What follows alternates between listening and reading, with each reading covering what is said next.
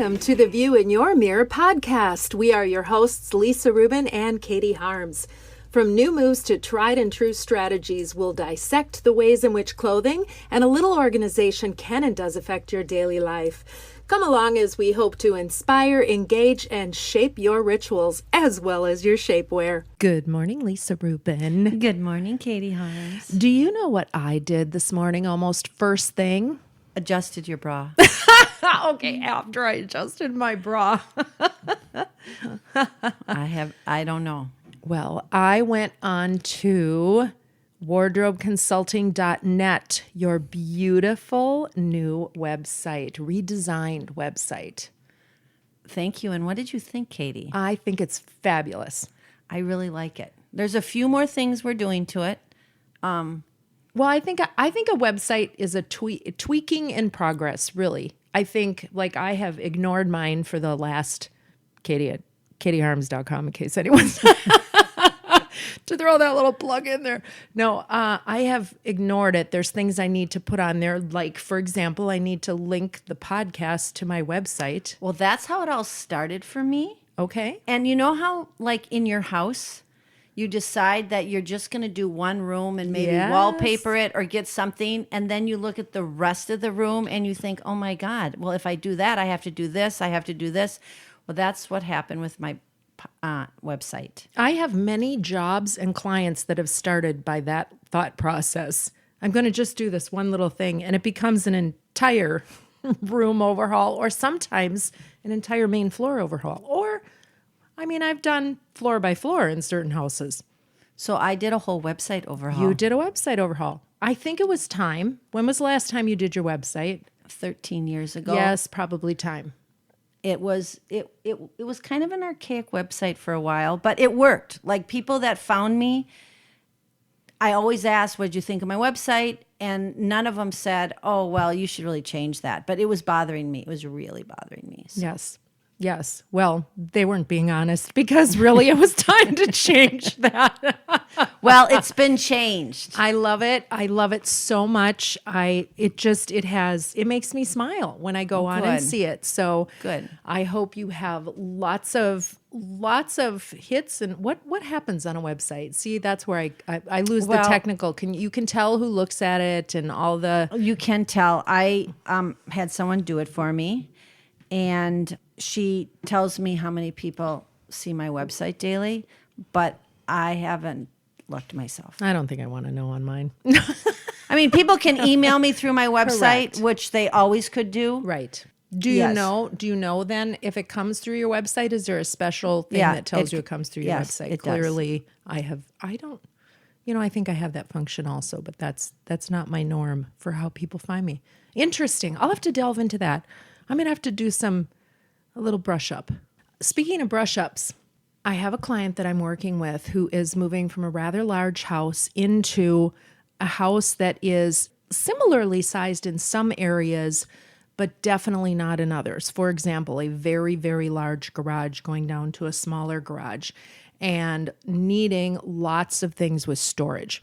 I got involved and went out and did an assessment of existing and what they needed into their new home, and then came up with plans, and we had the very real discussion about what actually is going to fit. So think about, what's the joke, putting 10 pounds in a 5-pound bag. What it got me thinking about is when I started out really just concentrating on closet areas, because back in 88, when I started my business, there were not a lot of builders or remodelers thinking about closet spaces. When you think about what's in a primary closet, a lot of times there's space that goes unutilized. When you think about mud rooms and the stuff that you bring into a home, all of this really, really wasn't being looked at back then. So that has evolved over time, where people have gotten smarter about where their stuff goes. And I think it's planning. It's really thinking about that and taking the time to remember you got a lot of things involved in a building process or a remodeling process. You did it with your home. It had been, your first home you bought. Did you think about that? Did it have those spaces? Yes, we kind of thought about it in our first home, but my husband is very good at that process. And he thought of things that I didn't even think of. But we did not have kids yet when we built our first house. Oh, interesting. So once we had kids, So you had the foresight to plan. He had the foresight to plan. he for had that. the foresight to plan. Sure. And that's something I think you really have to have somebody on top of things. Now, we have Kari Nelson with us. She is an architect from Minneapolis, and we're going to talk to her more and kind of dig into what really is important and what kind of things should you think about when you're embarking on a remodeling process or a build process. Recently, I saw a home that was a tear down and rebuilt on the exact same foundation.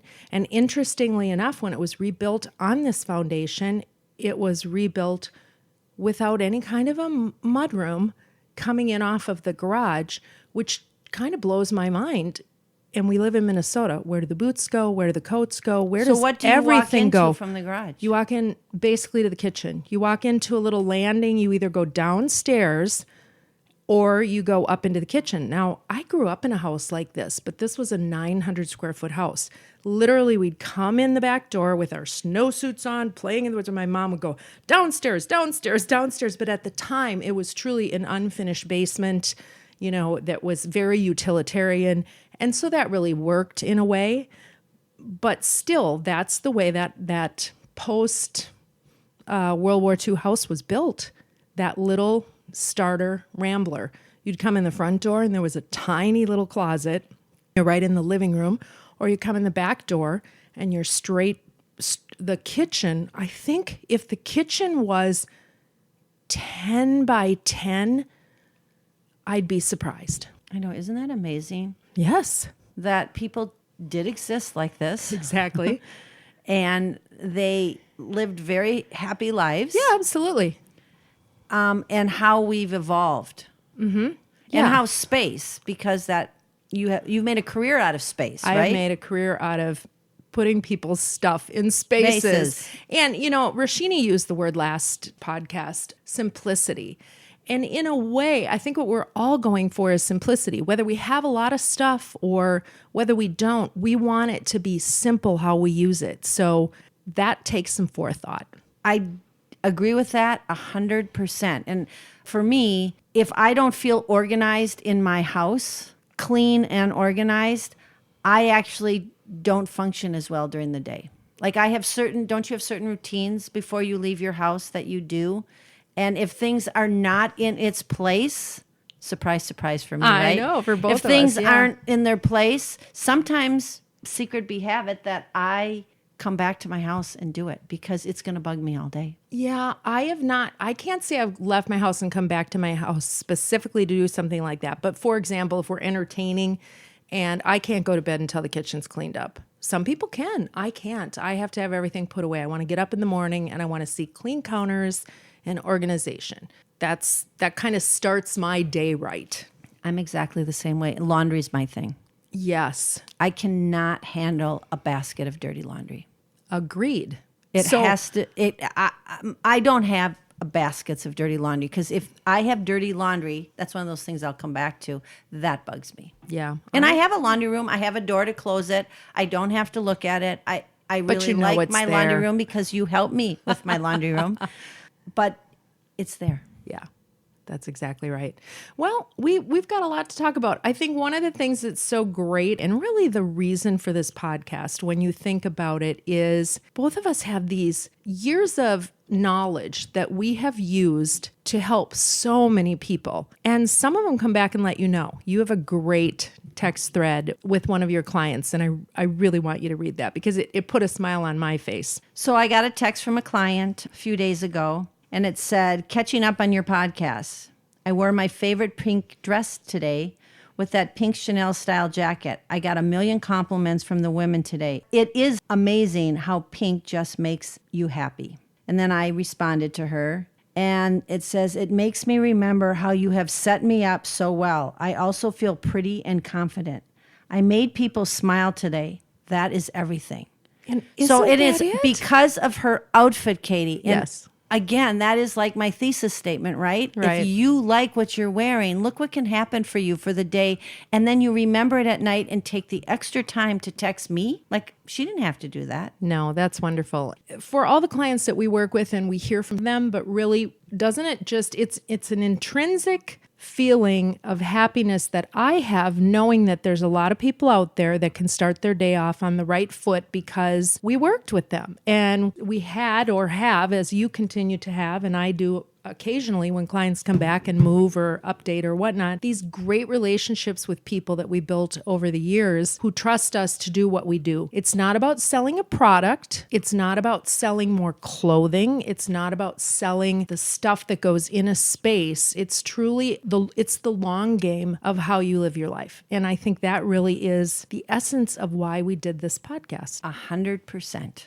And And hopefully continue to do this podcast. Exactly. Well, I think we will. So with that, we're going to bring on Kari Nelson and get all sorts of strategies for what really works when you're looking to do a project. Kari Nelson, welcome to the podcast. Thank you. We're excited to have you, and I'm excited to talk space, Yes. not the outer type. I don't know much about that. No, me neither. So you have a great connection to Lisa because Lisa has known your family for years and years, yes? Yes, I have. I watched her grow up, but she doesn't even know that. We've never actually met. So her mom has been a client of mine for well over 35 years. That's fantastic. And you become friends with your clients, let's face it. Her mom is one of the clients that I have become friends with because she's wonderful. Well, that's great. And we hear great things about you too as well. So Yes. give us a little background. What is your title? When you meet somebody and you Yes. say, hi, I'm Kari Nelson. I'm a residential architect.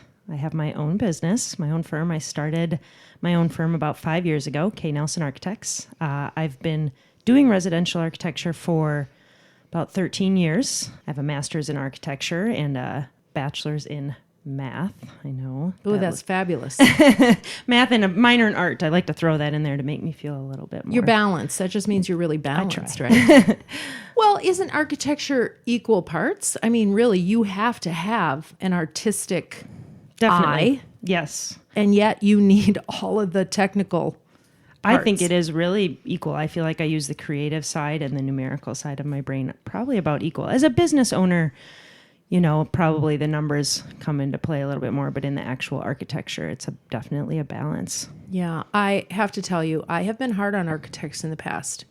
As That's a fair. space planner, what I find with certain architects, I won't say a lot of architects, that wouldn't be fair, is that there's something about the wow factor. Everyone likes to have, and certain architects have a very distinct outlook. And you will see that in a lot of their projects. And sometimes it feels very much like the wow factor is out front. And then when we get into actual use of the space, moving on down the project, there's some disconnect or it's handed off perhaps. Yeah. Yeah. I mean, there's kind of two main parts of architecture, especially I think residential architecture, is you have the aesthetics and you have the function. And they both really have to work together. There's no way if you overload the aesthetics and it doesn't function, to me, that's a failure of residential architecture, especially because the home is so personal. And so we are always working back and forth on that. I will admit, I do think that the function has a slightly higher weight, and maybe that is that kind of pragmatic math side of myself. You're not but- just saying that to make me feel good, are you? No, I'm really not. You can ask past clients; they will attest. We get down to making sure it works, and then we layer on beauty within that. Oh my gosh, say that again because I think that is like truly music to my ears. I think I said we have to make sure that it works. We focus on that, and then we layer in beauty on top of that. That's fantastic. Would you say you do mostly new or mostly remodel projects? We do primarily remodels and additions. Certainly have done new homes, but our niche right now is more remodels and additions. We work primarily on older homes, lots in the Minneapolis and St. Paul city limits, and then first ring suburbs. And so we get a lot of older homes, certainly very comfortable with homes that are 100, 110, maybe even 120 years old, and then kind of everything, obviously, to date. And in those homes, when you think of them, they have no closets, no mudroom, no attached garage generally. Yeah. So you really do have to talk about the function. Yeah. Are they generally people who have lived in those homes a while and then are now wanting to say, okay, we need some serious things done? Or does it primarily get into the somebody bought a home and they want to remodel before they get in? A little bit of a mix. I mean, certainly life 100 years ago was different than now, right? So we are approaching it different. But there was some fundamentals to life: the need to eat, the need to sleep, the need to spend time with family. Those were fundamental things 100 years ago that still hold. So houses aren't totally Unusable. Exactly. And in terms of whether people are buying and remodeling right away, a couple things. I think spending time in a home can be helpful. A lot of times when people purchase a new home, they are attached to how they lived in their old home. And so I will see a lot of homeowners say like, well, at the old place we had this, and so we did it this way. And so I do try to encourage people to spend 6 months to a year minimum in their home before they do a major renovation or a major addition. It's not always feasible financially or just pragmatically. Sometimes you need to get the work done before you move in. Also, a little depends on our availability. We're not always available to start working on a project when you close in 3 weeks or something. So they got to find that balance as well. That's so true. I say that often to people who are moving. Live there for a while to see what your needs really are. You're going to live differently in the house because it's a different house. So you're going to find your patterns and all of that change. Definitely. And we're adaptable.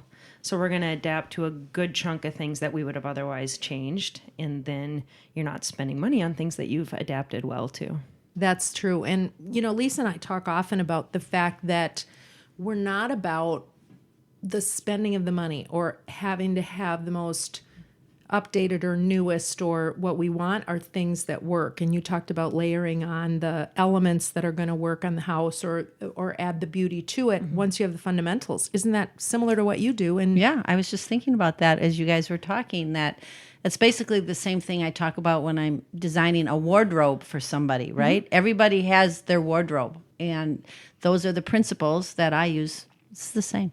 it is the same. So efficiency is another thing that we talk about. So you want to get up in the morning and you want to be as efficient as you can to use your day.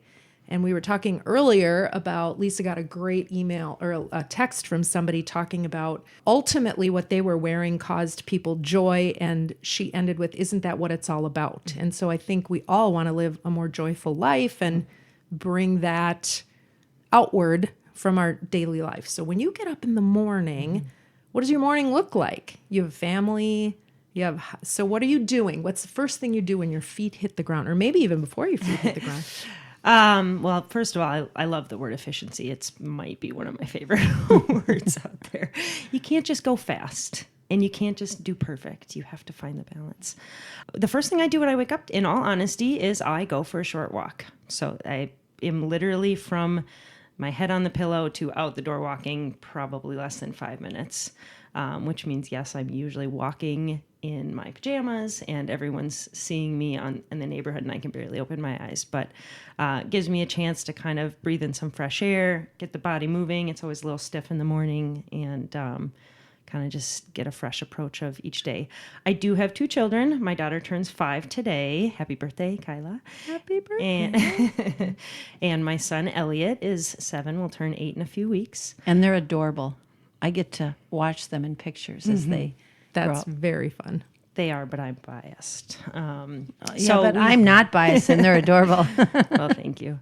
So yeah, we start our day. I don't get a lot of time to ease into the day once they're up. It's pretty much, mommy, this, that, get your cereal. So it starts pretty fast. And then once they're out the door, once I drop them off, I am pretty much at my computer right away, getting ready to start the workday. So you office out of your home? I have a home office and I have a office space, and they're like mirror images of each other, so I can work in either. I have an employee too that uses the office. So we have been continuing to try to find that sweet spot with COVID and all of that with the office space. But we are both working in the office right now.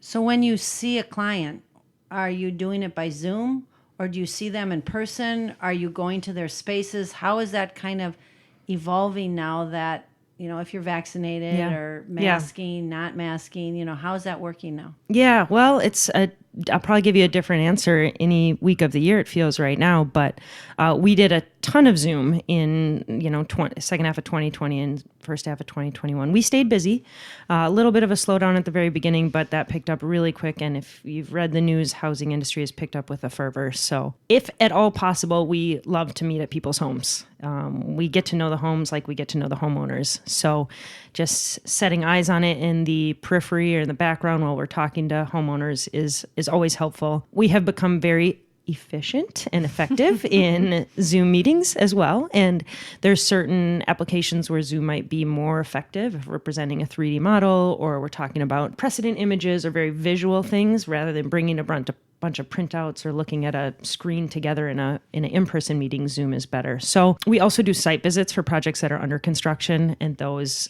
are really important to actually be able to show up there. So even all through shutdowns and lack of in-person meetings, we were doing site visits on our own. We'd kind of tell the homeowners we were going to show up, we'd look, and then we'd have a meeting follow-up via Zoom for that. So we never stepped away from actually seeing a project under construction. It is amazing the flexibility that people have come up with. Have you seen a lot of changes to how they're using their homes? So now we're incorporating COVID into home design. Yeah, undoubtedly. And, for a while, we were kind of waiting to make major changes to the home based on COVID because the future is still quite uncertain, no doubt. But I think the idea of a home office is going to be a real question for a long time. And, this great resignation occurring right now where people are wanting better work-life balance, I think is going to have people wanting that ability to work from home easier. If you have small children that are getting sick, at least have a station. The other one that's come up a little bit more in the last few months that I find kind of interesting is like a parent away space, or I've heard someone say a mom space, where we are just home a lot with the kids right now, right? And the last year and a half has been really intense that way. In some ways, absolutely lovely and a silver lining to everything. In some ways, kind of you can lose a little bit of any of that alone time with everybody home working and home from school. Right? So that's another true. new space that that I'm tracking and kind of curious to see how it So what manifests. are they asking for in the mom alone space? Like there's man caves, like the old Yeah. definition of a man cave. What's a mom away from the kids space? Yeah, and I will say I'm very careful about using any sort of gender-specific spaces. This was just a No. request from a I client. I understand, but it's a new concept, right? Yeah. It's just more of a space that can be completely closed off, that might have a desk and maybe a chair or a recliner or a small sofa, but that can be totally shut off, right? So this open concept was huge 20 years ago. I mean, We've it was been like, living with it for quite a while. yeah, and now it's morphing a little bit into understanding or perhaps desiring a delineation of space, even if it's just a minor delineation, like a change in color or a change in trim or something like that. But this has kind of been a new request for just a space that you cannot hear anything, you cannot be seen, you have maybe a nice view of the yard, but from inside the house, no one knows you're there. And possibly, if that door is closed, everyone knows not to disturb you Right. in there unless there's bleeding or Right. a major issue that's taken place. Yeah, and I think there's a value to it whether kids are home learning or not, to just be able to have some downtime and recharge your battery as a parent and as a spouse is really critical. Clear your head and clear your head, and maybe have a treat from Rustica. Thinking to myself, what kind of space would I have wanted? I mean, my kids are grown out of the house now, but it's very interesting, that concept, and what would I have wanted, right? And I'm thinking I would want some type of really nice chair that I could lay in, take a nap, read a book, but then maybe a bathtub. Oh, I mean, let's explore. We're going to a explore bathtub this. that it's only for me. We're going to explore this. I actually had a client have a bathtub room, and that's all that was in there was a bathtub. Oh, I need a chair, Katie. Let's talk. Well, I think there was a stool, but let's talk about that a moment. When we come back, we're going to take a quick break. On the View in Your Mirror podcast, we love sharing our personal favorites. Rustica Bakery is high on that list, and we know you're going to agree. Rustica has 2 locations. They're original at 3224 West Lake Street in Minneapolis, across from Calhoun Commons and Whole Food Market, and Southdale Center next to Lifetime, where you'll enter without even going into the mall. Both have ample parking, either online or in-store. Bread, breakfast, dessert, treats, a menu sure to allow you to find a personal favorite in no time. Online ordering is a breeze, and curbside pickup is an option. Available in-store only are savory menu items. Think grab and go for lunch or enjoy them there. Brunch items are offered Friday through Sunday. My personal favorite is the Take and Bake cookies, available online or in-store.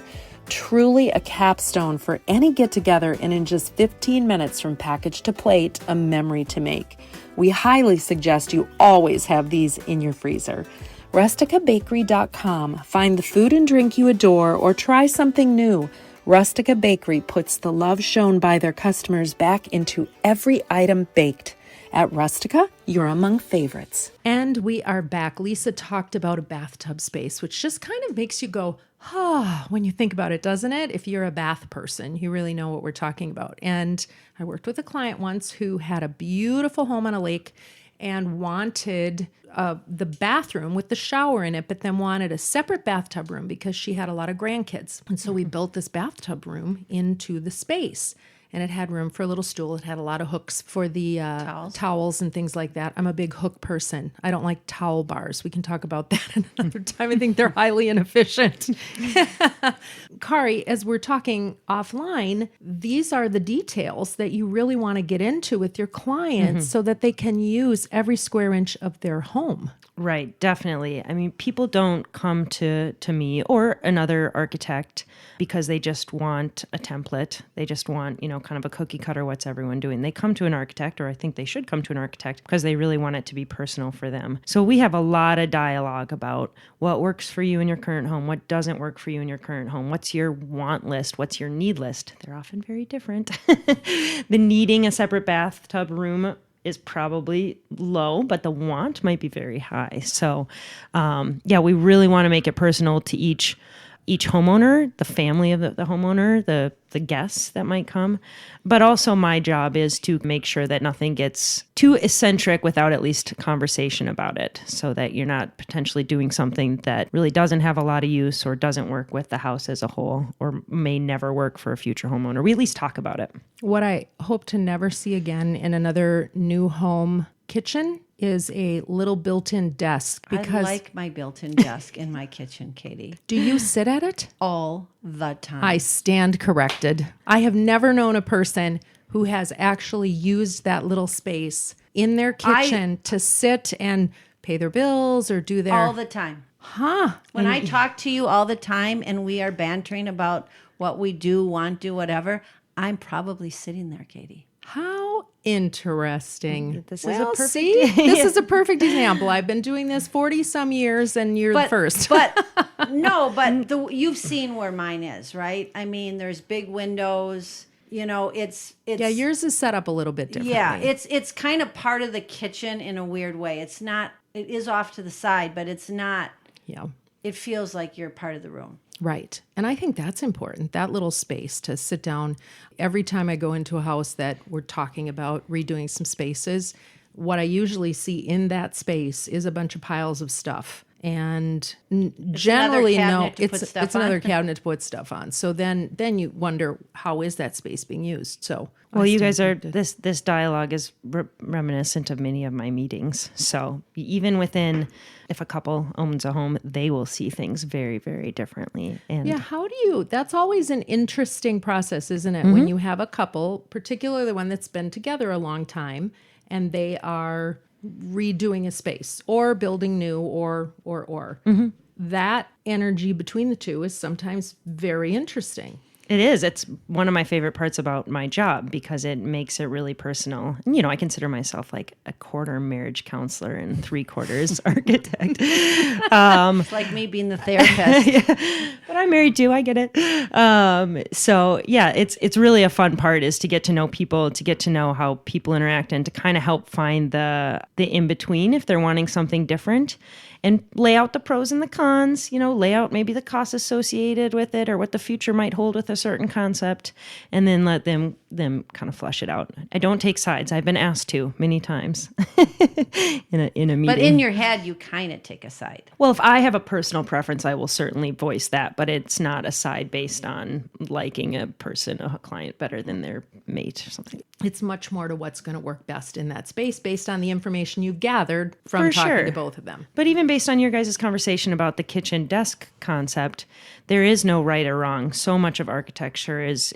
really subjective. Again, there's these fundamentals about a home that have to work. You have to be able to get to your fridge and your sink and your range in an efficient manner. I mean, that's called the kitchen work triangle, right? It's like triangle, right? Yeah, that's a well-known basic fundamental of kitchen design. Whether there's a desk also incorporated into that triangle is subjective. That's personal. And I will say probably about 50% of the people we talk to are interested in that, a desk near or in the kitchen, and 50% say, get it out of here. So I actually think you guys are more neutral. See how I didn't take sides there? Right. I will say this. I'm going to say having a space that could hold some files, having a space that holds pencils, pens, that type of thing, charging station, whether it's in your kitchen or not, to me, makes more sense. I see that space underneath that desk that generally people don't sit at as great storage space that then people will pull up their stool at their island and work or whatnot. But again, you got to look at the space you're working within to determine what works the best for that space. Yeah. Yep. And what you're going to actually do at that desk. Is it for just a little laptop or is it for writing letters? I mean, I know people don't do that, but I'm just going to use it as an example.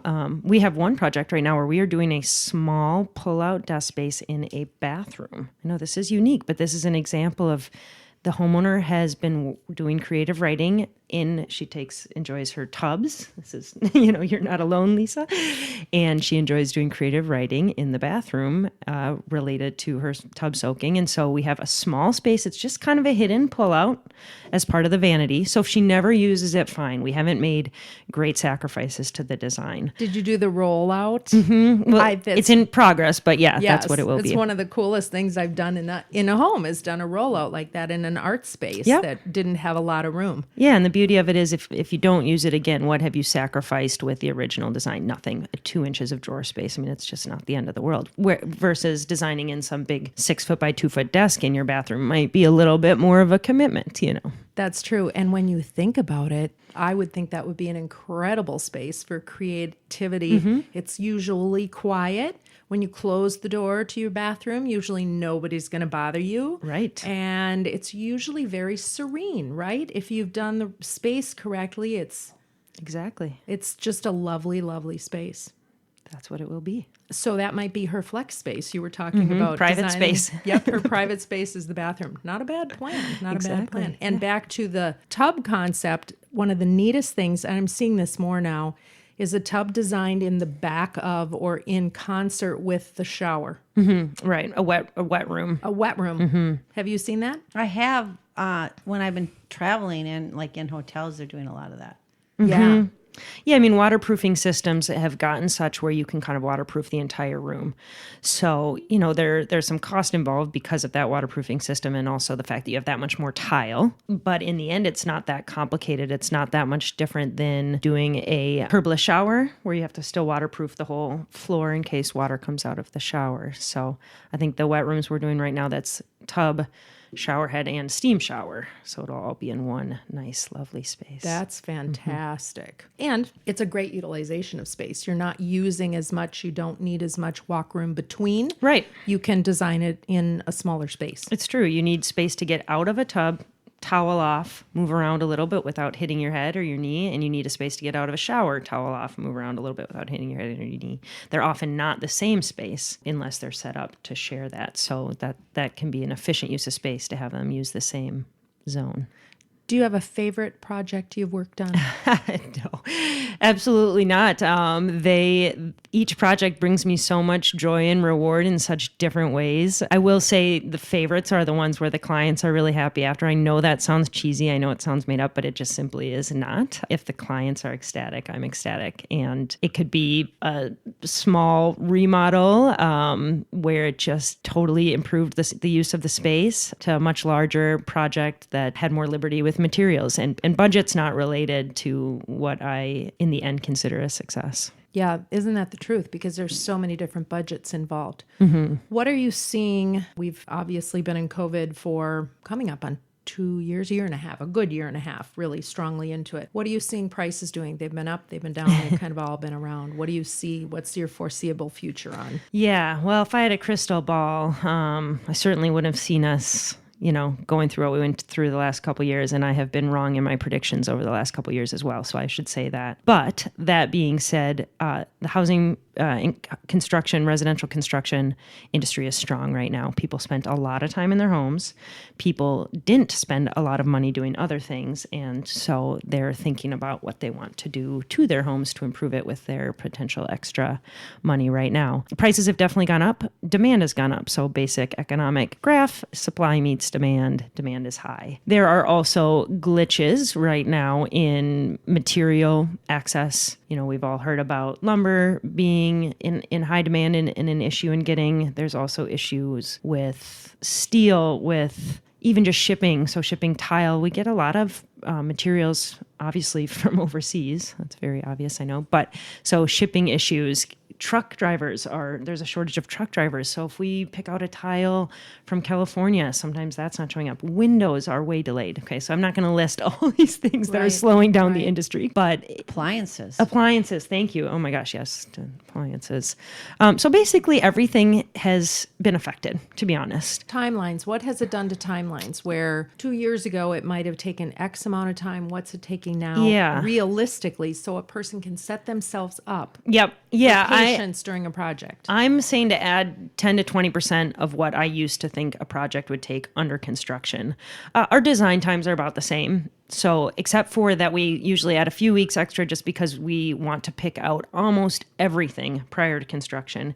And then things get ordered, like windows might get ordered before construction even starts. Same with tile. Countertops. So do you run your own crews? No. Okay. So I should clarify. No, I'm not a contractor. I did work as a contractor for 3 years and have a great respect for that industry and the stress and work that they take on, general contractors. But no, we are a residential architecture firm. We do the design. We do often help with what people call selections, right? Tile, lighting, plumbing, countertop. We also occasionally partner with interior designers and love those relationships as well. But we work with a number of different builders, so we can certainly make referrals. We aren't financially or contractually tied to any one builder, but there are lots of good builders in the area, and we would help a homeowner try to find the best fit for them. And a lot of times, and that's great that there's so many good ones. I think Minnesota is such a unique, I travel anywhere else and it's all the nationals. Mm-hmm. You have a lot of national builders where in the Twin Cities particularly, you have a lot of custom home builders, semi-custom home builders, phenomenal remodelers, and to have that ability to say, okay, this guy is out this far, maybe check with this guy, and have those relationships is really excellent. Yeah, it's valuable to the homeowners so that we have a pool that we can help connect homeowners. The goal is simply to find the best for that project and for those clients. So, Kari, we've been asking our guests a question. What type of dog breed do you think you would be? Oh, that is a tricky one. I am just going to say I know so little about dogs. I'm kind of embarrassed to say that. A cat? Are you a cat person? Are you a cat person? Very little about cat flower. Just kidding. A flower. Oh. So you can be a flower. Well, now that's more complicated, isn't it? Never thought about a flower. This could be a new thing. See, we could start asking that question. But this is an efficient mind too. Boy, any kind of animal. Okay, well now you're broadening the scope. You make it more complicated. This is like that client that comes in and says, "I just need a little laundry remodel," and then it becomes. We were talking about that earlier. And then it becomes an entire home. There, for some reason, and I guess I can't quite pinpoint at the moment, but a flower that I have always really connected with is an Asiatic lily, and I don't know if that's because I'm kind of drawn to some Eastern philosophies. so I, connect that to a plant. But the thing I like about them aesthetically is they bloom and they're so crisp and they're so vibrant. Now, I'm not saying that's me. I'm just saying what I'm drawn to about it. To me, they always look very strong and sturdy, if you can picture that. And they come in all these different color varieties. So you're not just kind of like, I'm not a big gray and white person. Again, I have to be careful saying that as an architect because it is a very popular style, but I like some color and some energy or calmness, but something that exudes some emotion, right? And color does bring out emotion. So I'm just going to say the Asiatic lily. And that's a great answer. I like that. We're And gonna as I'm change thinking, how we ask this question now, Katie. we're going to have to. But I'm going to ask a follow-up question. All right, perfect. What's your favorite color? Oh, that's an easy one. Turquoise or teal. Okay. Yeah, that has been my favorite color since I was little, and it never stopped. I mean, I would remember being in second grade and the teachers, that's a question people ask kids all the time. And I always say, turquoise and highlighter yellow. Oh, nice. And I still really do like highlighter yellow. But So when you're choosing clothes for your wardrobe, are you drawn to those colors in a store? And you look at those before you look at anything else? For sure, yeah. I have to try hard to not have everything I buy be teal or turquoise. I'm not wearing any today. Yeah, you are not wearing teal. But you're in a shade, and you're in a shade of blue. Yes, and I'm in a shade of blue. And my business colors are kind of a teal turquoise. I will say my kids' eyes, I think, are really blue, and so I'm always like, feel a connection with them and that color. We painted our last kitchen, our old house, kind of a little bit in between blue and teal, a little bit more blue, but with some green undertones. And my kids would sit in front of the cabinets, and I just it was such a special moment. Have you remodeled your own home? No, we moved a year ago. We moved right in the thick of COVID, and the home is in really good shape. We have a beautiful yard, and that was kind of what lured us to it. So the home doesn't have quite some of the same character that our old home did have, and I miss that. But we will do something. But right now I'm focusing on my clients. So if someone were to say, what is your aesthetic style? We're going to end kind of how we started. Yeah. Only I'm not going to pick on architects. I'm going to talk about what's phenomenal is generally you will find a theme in how you design. What would you say yours is? That's a really good question. And I'm not going to brush off the answer off of me completely, but I am going to say that the one thing I can say about every single project is it reflects the homeowner. And I think if you were to go to our website, I'm not making a plug for that, but KNelsonArchitects.com. Say it again. KNelsonArchitects.com. I think you will see the variety of projects that we do and that we like to do. And I certainly can get on board with everything from super traditional, highly detailed millwork, wood tones, even distressing or something, all the way to really clean lines, vibrant, modern. And that's why when you ask me what my favorite project was, it's tricky because I just really do like that spectrum. My own personal style of architecture also varies. I came from a 1940s Tudor. We currently own a 1960 mid-century. I have a soft spot for the really old homes. I grew up in a home built in 1915, and my parents have been there for 40 years, just under. And I've done 2 projects with them, and that's just a special home. And so probably it influenced me more than I ever knew as I go back in there and spend time in there now as an adult with my kids. I actually love that. I think having in a way, you're a generalist. A bit. Yet you can be very detailed within that mode. Yeah. And you just like aesthetics. And you have to honor the home that it is. And because we do mostly remodels and additions, we often have a foundation of style and architecture that we are somewhat tying into. Now, we have done really modern remodels and additions to really traditional homes and some vice versa. But a lot of times we get hired to try to tie into the home and to try to connect with the roots of the existing home. So there's way bigger parameters than what I like in terms of how we make our design decisions. And I have employees too that have aesthetic principles. Right. So makes a difference. Yeah. Thank you. I think back many years ago, Share Brothers millwork division was in an area where we also had cabinets and closets, and so they had a knife room. So to me, it reminded me of Raiders of the Lost Ark, and you walked into this room, and on each side, if you can imagine, slanted walls with rows and rows of knives, and these knives were used on a machine that then cut the trim, your baseboard, all the millwork. And my favorite was that they could really match anything. And they would keep that millwork on a project they were working on and catalog it so that there were a lot of new knives made. And it was a pretty intense process to make a knife, but they could match any home back, 100 years old, older. And it was just a fun thing to do. And I love the detail and the attention to it that I don't think I'm that detailed, but I will tell you this. I do think that each home has a personality.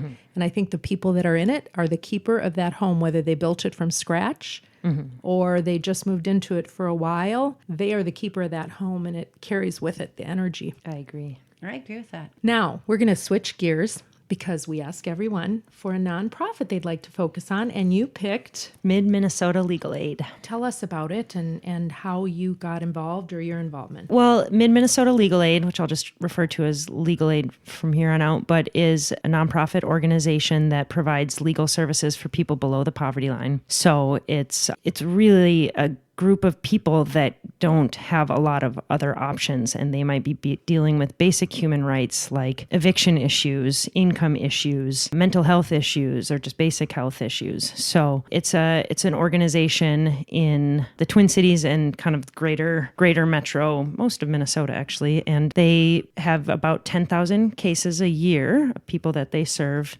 But for maybe a more interesting statistic, they have to turn away approximately 2 of every 3 viable applicants because of lack of funding. So I just think it's such a great service. And I will say, my mom was very involved in it for many years. So while I wasn't directly involved, I went to many functions, and we've always financially supported and made donations and heard a lot about cases, and the ones that could be talked about, because legality is very confidential as well. So we didn't hear much, but it's a great organization. Thank you. mylegalaid.org is the website, and they are your partner for legal support. And just quickly, it based on their website or off their website says where we serve 20 central Minnesota counties for low-income individuals, 26 Minnesota counties for seniors 60 plus, and statewide for disability and tax-related cases. So they really encompass a lot. There's great information on this website. And so if you know of someone who is in need, please direct them here. But more importantly, if you find it in your heart to donate, this is another really worthy cause to donate to. Kari, thank you. My pleasure. I have enjoyed this more than you possibly know. I get giddy talking about homes and design and space planning. And what did we miss? Did we miss anything, Lisa? I don't think so, Katie, but it's been really fun watching you do this podcast because you have like this sparkle in your eye and you just get so excited about it. So it was fun for me to kind of sit back and listen to you do your thing now. Well, and thanks to you, we've made this connection. So exactly. Yes, thank you. Thank you so much. Thank you guys very much. I appreciate it. To your daughter. Thank you. Lisa, thank you for bringing Kari into the podcast. I just enjoyed her so much. She was great. And I just like how she answered all of the questions and everything made sense. Yeah, it really did. And I think what's great when you have, I don't know a better term than a generalist architect, but what's beautiful is that her outcome is that she wants each space to reflect her client. And isn't that what we're all after? Isn't that what you do when you're helping someone plan a wardrobe? But it's not like everyone's walking around the street that somebody can go, oh, that's a Lisa Rubin designed wardrobe. I hope not. Exactly.